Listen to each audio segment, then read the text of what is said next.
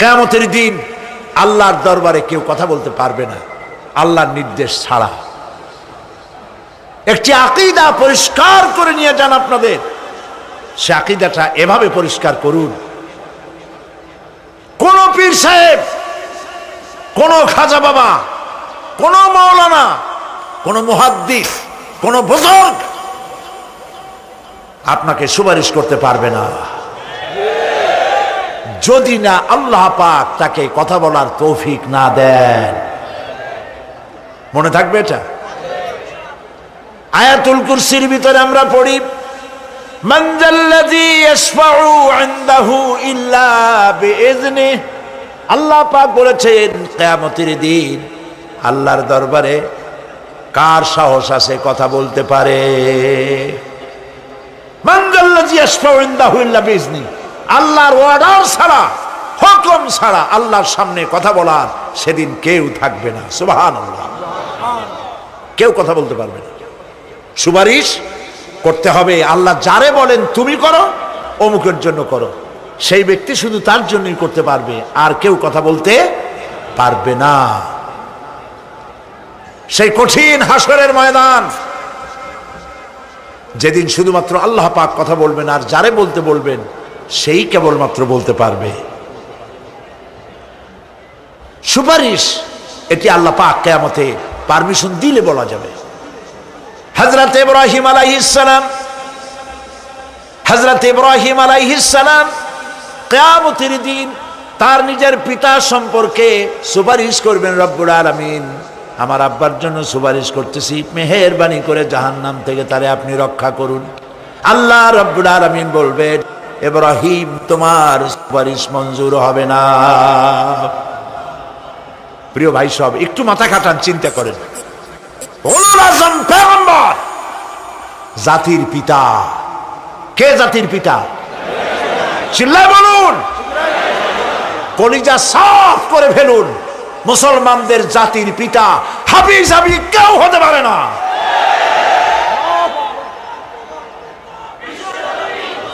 মিল্লাতা আবিকুম ইব্রাহিম। ইব্রাহিম আলাইহিস সালাম এই মিল্লাতের পিতা। সুবহানাল্লাহ। হযরত ইব্রাহিম আলাইহিস সালাম কিয়ামতের দিন বলবেন, আল্লাহ আমার আব্বার জন্য সুপারিশ করছি। আল্লাহ পাক বলবেন মঞ্জুর হবে না। আজর তোমার পিতা হতে পারে, কিন্তু আমার খলিলকে আগুনে ফেলার জন্য নমরুদকে সে সহযোগিতা করেছে, আমি তোমার পিতাকে ক্ষমা করব না। নবী করিম সাল্লাল্লাহু আলাইহি সাল্লামকে সাহাবায়ে কেরাম জিজ্ঞেস করেছেন, হে রাসূল আপনার আব্বা এবং আম্মার অবস্থা কি হবে? নবী করিম সাল্লাল্লাহু আলাইহি সাল্লাম কেঁদে ফেলেছেন, সব বলেছেন আমি তাদের কোনো উপকারে আসব না। আল্লাহু আকবার। আপনি মনে করছেন নাকি যে ইয়া নবী সালাম আলাইকা বলি অমনি নবীর সুপারিশ পাবেন? এত সহজ। কতগুলা রসগোল্লা খাইলেন আর বড় একটা মিছিল করলেন আর অমনি চলে যাবেন? পৃথিবীর সব মানুষ, সাহাবায়ে কেরাম বাদ দেন, পৃথিবীর সমস্ত মানুষ একত্রিত হয়ে আবু তালেব রাসূলুল্লাহকে যে ভালোবেসেছেন, ওর 1000 ভাগের 1 ভাগও সারা দুনিয়ার মানুষ রাসূলুল্লাহকেই ভালোবাসতে পারবে? পারবে? নিজের ছেলে আলীকে, আলী রাদিয়াল্লাহু তাআলা আনহুকে আলাদায় বিছানায় শোয়াইয়া, ছোট্ট মানুষ হযরত আলী আলাদা জায়গায় রাখিয়া মুহাম্মদুর রাসূলুল্লাহ সাল্লাল্লাহু আলাইহি ওয়াসাল্লাম এতিম মানুষ, তারে কলিজার সাথে বুকের মধ্যে আশ্রয় দিয়ে আগলে রেখেছেন বুক ভরে। সেই আবু তালেব মৃত্যুর সময় নবী করিম সাল্লাল্লাহু আলাইহি ওয়াসাল্লাম বলেছিলেন, চাচা একটি বার আমার কানে তাওহীদের কালেমা শোনায় দেন। আবু তালেব তার কিসমতে ছিল না কালেমা। মরে যাওয়ার পর একজন সাহাবী বলেছিলেন, ইয়া রাসূলুল্লাহ মৃত্যুর সময় আবু তালেবের মুখ আমি নড়তে দেখেছি, তিনি কালেমা পড়েছেন সম্ভবত। রাসূলুল্লাহ সাহেব বলেছেন আমি শুনি নাই। এত ভালোবাসার পরেও হাদিস শরীফে এসেছে আবু তালেব জাহান্নামে যাবে। কোথায় যাবে? জাহান্নামে। সবচাইতে কম আযাব হবে কার? আবু তালেবের। কম আযাবটা কি? হাদিস শরীফে এসেছে কম আযাব হলো জাহান্নামের আগুন দিয়ে এক জোড়া জুতা তৈরি করে আবু তালেবের পায়ে পরিয়ে দেওয়া হবে। সেই জাহান্নামের আগুনের তৈরি করা জুতার তাপে আবু তালেবের মাথার ঘিলুগুলো টকবক করে বউ পড়তে লাগবে। এত ভালোবেসে যদি কিয়ামতে উপায় না হয়, আপনি ইয়া নবী সালাম আলাইকা, ইয়া রাসূল সালাম আলাইকা, আর কতগুলো জিলাপি খাইলেন, বড় একটা মিছিল করলেন। প্রিয় ভাই সব, এইসব বিদআত ছাড়ুন, এগুলি সুস্পষ্ট বিদআত। রাসূলুল্লাহকে ভালোবাসবেন, সাহাবীরা যেভাবে ভালোবেসেছেন ওইভাবে ভালোবাসবেন। আল্লাহ রাব্বুল আলামিন বলেন, যালিকাল ইয়াউমুল হক ফামান শাআ আত্তাখাযা ইলা রাব্বিহি মাআবা। এই দিনটি অবশ্যই আসবে, সেদিনটি নিশ্চিতভাবে আসবে। আর এখন যার ইচ্ছা সে তার রবের দিকে অগ্রসর হোক। ইন্না আনজারনাকুম আযাবান করিবান ইয়াওমা ইয়ানজুরুল মার'উ মা কদ্দামাত ইয়াদাহু ওয়া ইয়াকুলুল কাফিরু ইয়া লাইতানি কুনতু তুরাবা। ইন্না আনজারনাকুম আযাবান করিবা, খুব নিকটবর্তী একটি আযাব সম্পর্কে আমি তোমাদেরকে সতর্ক করে দিলাম। কে বলতেছেন? আল্লাহ পাক। লক্ষ্য করুন আল্লাহ কি বলছেন, খুব নিকটবর্তী একটি কঠিন শাস্তি, আযাব, অর্থাৎ কিয়ামত, এ সম্পর্কে আমি তোমাদেরকে সতর্ক করে দিলাম। ইয়াউমা ইয়ানজুরুল মার'উ মা কদ্দামাত ইয়াদা, সেদিন প্রত্যেকটি লোক যা সে পাঠিয়ে দিয়েছিল এখানে, অর্থাৎ যা করেছিল সেগুলি সে দেখতে পাবে। আর তখন ওয়ায়াকুলুল কাফিরু ইয়া লাইতানি কুনতু তুরাবা।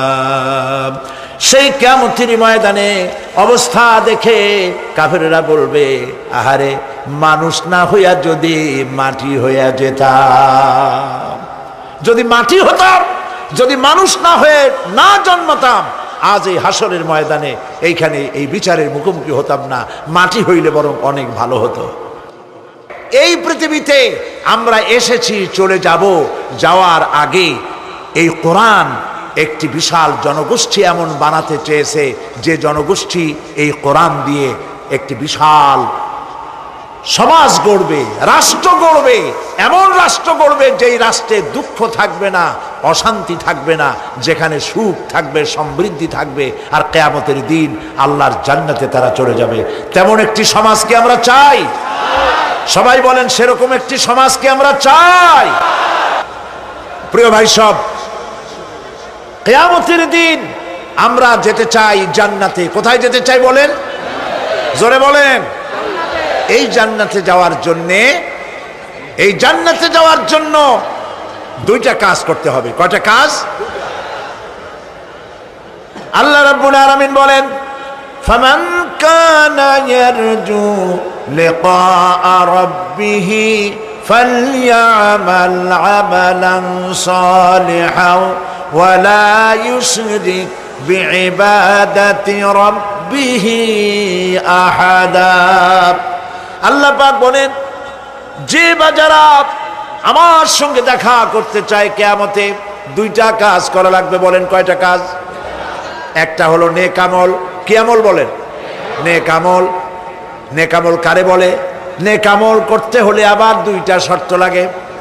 এক নম্বরে কাজটা করতে হবে আল্লাহরে খুশি করার জন্যে। কারে খুশি করার জন্য? একটা মাদ্রাসা বানাইছি যাতে লোকেরা বলে যে বড় একটা মাদ্রাসা বানাইছে, এই জন্য মাদ্রাসা বানাবেন, মসজিদ বানাবেন, হসপিটাল বানাবেন, যা কিছু করেন নিয়ত হবে আল্লাহকে খুশি করা। নিয়ত হবে কারে খুশি করা? আল্লাহ পাককে খুশি করা। এই হলো নেক আমলের প্রথম শর্ত, কাজ হবে আল্লাহকে খুশি করার জন্য। দুই নম্বরে কাজটি হতে হবে সুন্নতে নববী সাল্লাল্লাহু আলাইহি ওয়াসাল্লামের উপরে। মনে থাকবে, দাড়ি রাখবো। কেন রাখবো? রাসূলের সুন্নত। রাখবো কারে খুশি করার জন্য? আল্লাহ খুশি করার জন্য। রাখবো কার মতো? রবীন্দ্রনাথের মতো, কার্ল মার্কসের মতো, কবির মতো নয়, রাখতে হবে কার মতো? নবীর মতো। বুঝে নেন, কাজটা হতে হবে আল্লাহকে খুশি করার জন্য। 2 নম্বরে কাজটা হতে হবে সুন্নতে নববী সাল্লাল্লাহু আলাইহি ওয়াসাল্লামের উপরে হতে হবে। তাহলে এই হলো 1 নম্বর। জান্নাতে যাওয়ার জন্য, আল্লাহর সাথে দেখা করার জন্য 1 নম্বরের কাজ হলো নেক আমল। বলেন 1 নম্বরের কাজ কি? 2 নম্বরের কাজ ওয়ালা ইউশরিক বিইবাদাতি রাব্বিহি আহাদা। আল্লাহ রাব্বুল আলামিনের ইবাদতের সাথে কাউকে শরীক স্থাপন করা যাবে না। আমরা যারা মুসলমান, অধিকাংশ মুসলমান শিরকের ভিতরে মুবতালা হয়ে আছে। বিশ্বাস করেন কিনা বলেন?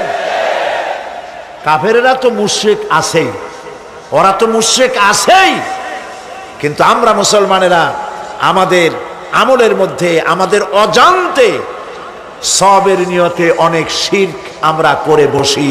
নাউজুবিল্লাহ, বলেন নাউজুবিল্লাহ। এই জন্য আমি বারবার সতর্ক করি, নিজেকেও করি, আপনাদেরকেও করি। এই কারণে করি, শিরকের গুনাহ আল্লাহ মাফ করবেন না। ইন্না শিরকা লাযুলমুন আযীম, শিরক মস্ত বড় অপরাধ, জল, আল্লাহ মাফ করবেন না। আল্লাহর কাছে কান্দে কান্দে মাপ চাওয়া লাগবে যে আল্লাহ শিরক থেকে আমাকে রক্ষা করো, বাঁচাও। অনেক গোপন শিরক আছে। মাজারে যান, পীর সাহেবের কাছে যান, মনে যদি নিয়ত থাকে উনি ফু দিলে আমি ভালো হবই, উনি তাবিজ দিলে আমার বাচ্চা হবেই, উনি আমারে দয়া করলেই আমার ব্যবসায় উন্নতি হবেই, এইটার নাম শিরক। এটার নাম কি? ওয়াইজা সাআলতা ফাসআলিল্লাহ ওয়াইজা ইসতাআনতা ফাসতাইন বিল্লাহ। যা বলার আল্লাহরে বলো, আর যা চাওয়ার কার কাছে চাও? চিল্লায় বলেন। কলিজাটাকে পরিষ্কার করে যান আজকের মাহফিলে। এই কলিজায় কারো প্রতি কোনো ভয় রাখবো না আল্লাহ ছাড়া। ভয় করব কারে বলেন? মহব্বত আল্লাহ ছাড়া, এত বেশি মহব্বত আর কাউকে করব না। আল্লাহ তাআলা আমাদের কলিজায় তোমার ভয় এবং মহব্বত দিয়ে ভরে দাও। রাসূলের মহব্বত দিয়ে আমাদের দিলকে ভরে দাও। বিশ্বাস করুন ভাই সাহেব, কোরআন শরীফ আমার সামনে, বিশ্বাস করুন, দেশি পীর বিদেশি পীর, খাজা বাবা দেশি এবং বিদেশি, কেউ আপনার ভাগ্য বদলাই দিতে পারবে না।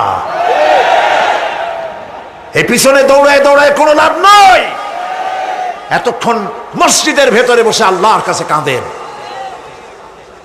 ওয়াকালা রাব্বুকুম উদউনি আস্তাজিব লাকুম, ডাকো আমি ডাকের সাড়া দিয়ে দেব। সুবহানাল্লাহ। আর আল্লাহ বলেছেন আমার ইবাদতের সাথে কাউকে শরীক করবে না। খবরদার। আলাইসাল্লাহু বিকাফিন আবদা। আল্লাহ প্রশ্ন করছেন, আলাইসাল্লাহু বিকাফিন আবদা, আমি কি আমার বান্দার জন্য যথেষ্ট নই? চিল্লায় বলুন অবশ্যই যথেষ্ট। আবার বলেন অবশ্যই যথেষ্ট। কলিজা সাফ করে ফেলেন। সম্রাট শাহজাহান, দিল্লির সম্রাট, হাবিজাবি সম্রাট না, দিল্লির সম্রাট। এখন কোথায়? কবরের মধ্যে। কবি বলতেছেন, শাহনে জাহাं को जिन्हें फक्र से देते थे बाज, शाहने जहां को जिन्हें फक्र से देते थे बाज, वाज कब्र में है सूरह अलहम्दु की मोहताज। সারা ভারতবর্ষ যারা ট্যাক্স দিয়ে নিজেকে সৌভাগ্যবান বলে মনে করত, সে আজ কবরের মধ্যে ভিক্ষুকের মতো সূরা আলহামদুর মতো একটি সূরার মুহতাজ হয়ে ভিক্ষুকের মতো শুয়ে আছে। সম্রাট শাহজাহান মসজিদে বসে আছে, এক ফকির ঘুরতেছে। লোকেরা কয় ছোটবেলা থেকেই তোমার খয়রাত করতে দেখলাম, ভিক্ষা কি জীবনেও যাবে না তোমার? লোকটি বলছে, আমি ভিক্ষা করবো ছাড়া আমার উপায়টা কি? এই লোকটি আমি ভিক্ষা করা ছাড়া করবো কি? লোকেরা তো আমার 4 টাকা 50 টাকা 100 টাকা দেয় না, 4 আনা 5 আনা 1 টাকা এই আমার দেয়, এ দিয়ে আমি বড় লোক হবো কেমন? লোকটি বলছে, আচ্ছা দেখো, তুমি তো জায়গা মতো যাইতে পারো নাই, বাদশার কাছে যাও, এমন দেওয়া দেবে জীবনে আর খয়রাত করা লাগবে না। তো বাদশার কাছে কি খয়রাতি যাইতে পারে কোনোদিন? কয় হ্যাঁ, এখন পারবা। কেমনে? কয় সম্রাট শাহজাহান এখন একা একা মসজিদে আছেন। তখনকার এসব বাদশারা অনেকে নামাজি ছিলেন, দিনদার ছিলেন। ফকির দরজার কাছে দাঁড়াইয়া দেখতে পাচ্ছে কেউ নাই, দেহরক্ষীরা দূরে দূরে দাঁড়ানো। বাদশাহ মসজিদের ভেতরে বসে হাত তুলে ঝুলতেছে আর কাঁদতেছে, চোখের পানি দিয়া দাঁড়িয়ে ভিজে ভিজে পড়ছে। এই দৃশ্য অনেকক্ষণ দেখলো ফকির। কিছুক্ষণ পর সম্রাট শাহজাহান মসজিদ থেকে বেরিয়ে আসছে। ফকির বলছে, আসসালামু আলাইকুম হুজুর। তিনি বললেন, ওয়ালাইকুম আসসালাম, চলে গেল। বাদশা বলল, আমার কাছে তো কেউ আইসা কিছু না চাইয়া তো যায় না, এরে দেখলাম খয়রাতির মতো কিছু চাইলো না, বেটা ভয় করলো নাকি? হ্যাঁ, মেয়ে এদিকে আসো। আসছে। ভয় পাইছো? কয় না, ভয় পাইনি। তো কিছু যে চাইলে না? ফকির বলছে, জাহাপানা সত্যিই কিছু চাইতে আসছিলাম। তারপর চাইলে না কেন? ফকির বলছে, জাহাপানা সারা জীবন ভিক্ষা করেছি, আর আজ দিল্লির সম্রাটের কাছে বেশি পাওয়ার লোভে এসেছিলাম, কিন্তু আপনার দশা দেখা আমার জ্ঞানের চোখ খুলে গেছে। আমি লক্ষ্য করে দেখলাম, আমি সম্রাটের কাছে চাইতে এসেছি, হাত তুলি নাই, বিনয় প্রকাশ করি নাই, চোখের পানি ফেলি নাই, কিন্তু লক্ষ্য করে দেখলাম দিল্লির সম্রাট আমার চাইতেও বড় ভিক্ষুকের মতো। আবার কোন সম্রাটের কাছে হাত তুলে কান্দে? আমার জ্ঞানের চোখ খুলে গিয়েছে, আমি বুঝতে পেরেছি সম্রাট কান্দে যেই সম্রাটের কাছে, তারে ছাড়া আর কারো কাছে জীবনে চাইব না। এই কথাই সূরা ফাতিহায় প্রত্যেক দিন পড়ি, বুঝি না কি পড়ি। ইয়াকা না'বুদু ওয়া ইয়াকা নাস্তাঈন। আয় আল্লাহ, একমাত্র তোমার গোলামি করি আর তোমার কাছে সাহায্য চাই, তুমি ছাড়া কারো কাছে সাহায্য চাই না। কলিজা সাফ করুন। কোন মরা পীর, কোন জিন্দা পীর আপনার মনের আশা পুরা করতে পারবে না, পারবে না, পারবে না।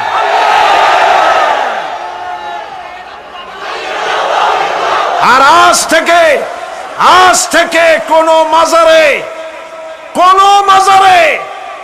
টাকা দিবেন না, পয়সা দিবেন না, আগরবাতি দিবেন না, মোমবাতি দিবেন না, গোলাপ পানি দিবেন না। কারা কারা দিবেন না হাত উঁচু করে দেখা। সুবহানাল্লাহ, আলহামদুলিল্লাহ, লা ইলাহা ইল্লাল্লাহ। সুবহানাল্লাহ, আলহামদুলিল্লাহ, লা ইলাহা ইল্লাল্লাহ। সুবহানাল্লাহ,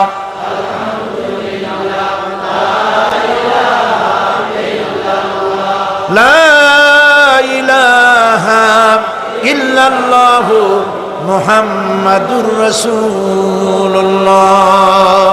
আল্লাহুম্মা আমিন। রব্বানা যালামনা আনফুসানা ওয়া ইন লাম তাগফির লানা ওয়া তারহামনা লানাকুনান্না মিনাল খাসিরিন। রব্বুল আলামিন, तमाम পৃথিবীর মাটির নিচে যত মুমিন মুমিনাত শুয়ে আছে, আল্লাহ কবরগুলি কি জান্নাতের টুকরা বানায়া দাও। আয় আল্লাহ তাআলা, এই মুহূর্তে মনে পড়ে গেল আমাদের মা বাপের কথা। রব্বুল আলামিন, আমাদের আব্বা জান কত বছর আগে দুনিয়া থেকে বিদায় হয়ে গেল, নাম ধরে আর কেউ ডাকে না। কত কষ্ট করেছে, ধান বিক্রি করে, সুপারি বিক্রি করে, নিজের পেটে না দিয়া নিজের ভালো জামা না বানাইয়া আমাদের লেখাপড়া শিখাইছে, বাড়িঘর বানালো। আর একদিন তোমার ডাকে সাড়া দিয়া চলে গেল। যুগের পরে যুগ চলে গেল, বাপের মুখ আর দেখি না। আল্লাহ তাআলা আমাদের আব্বা জান যাদের দুনিয়া থেকে বিদায় হয়ে গেছে, কবরটাকে বেহেশত বানায় দাও। তুমি সম্রাটের সম্রাট, তুমি রাজাধিরাজ, তোমার মহব্বত ছাড়া কোনো মহব্বত যেন কলিজায় থাকে না মাবুদ। তোমাকে ছাড়া কাউকে যেন ভয় করি না মাবুদ। সারা জীবন শিরক আর বিদআত থেকে আমাদের তুমি বাঁচাও আল্লাহ। তোমার জাহান্নামকে আমরা ভয় পাই। আল্লাহুম্মা আজিরনা মিনান নার, আল্লাহুম্মা আজিরনা মিনান নার, আল্লাহুম্মা আজিরনা মিনান নার। রব্বানা তাকাব্বাল মিন্না ইন্নাকা আনতাস সামিউল আলিম ওয়া তুব আলাইনা ইন্নাকা আনতাত তাওয়াবুর রহিম। সুবহান রাব্বিকা রাব্বিল ইজ্জাতি আম্মা ইয়াসিফুন ওয়া সালামুন আলাল মুরসালিন ওয়ালহামদুলিল্লাহি রাব্বিল আলামিন। ওয়াজআল আখিরা কালামিনা ইনদাল মাউত লা ইলাহা ইল্লাল্লাহ মুহাম্মাদুর রাসূলুল্লাহ। আসসালামু আলাইকুম ওয়া রাহমাতুল্লাহ।